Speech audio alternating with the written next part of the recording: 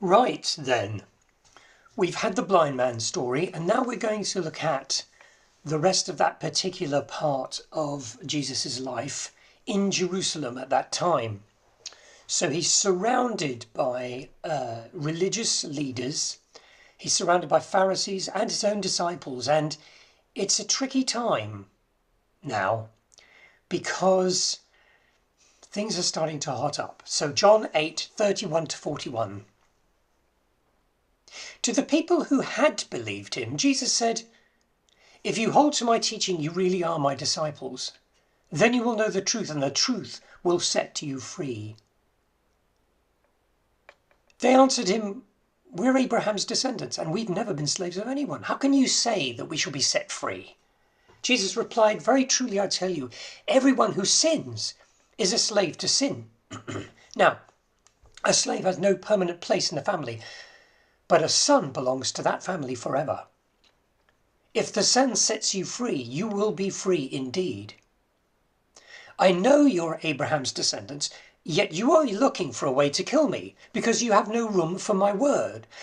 I am telling you what I have seen in the Father's presence, and you are doing what you have heard from your father."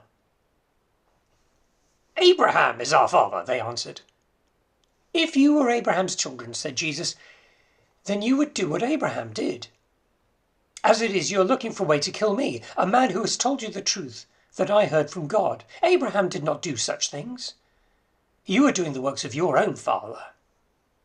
"We're not illegitimate children," they protested. "The only father we have is God himself." So here they're starting to get a bit funky because they think they're talking about God as their father, but in fact Jesus is alluding to the fact that their father is not God, but the other guy. Now, the Pharisees decide once more to try to trap Jesus.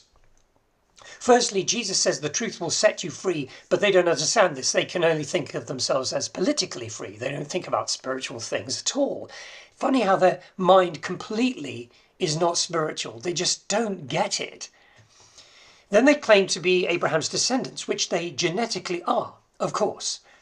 But Jesus says they're not his spiritual descendants at all, because again, their minds are all on the temporal realm. Their minds are all about the earth and rules and things that they see and things they can control and possess and control that they can have over other people.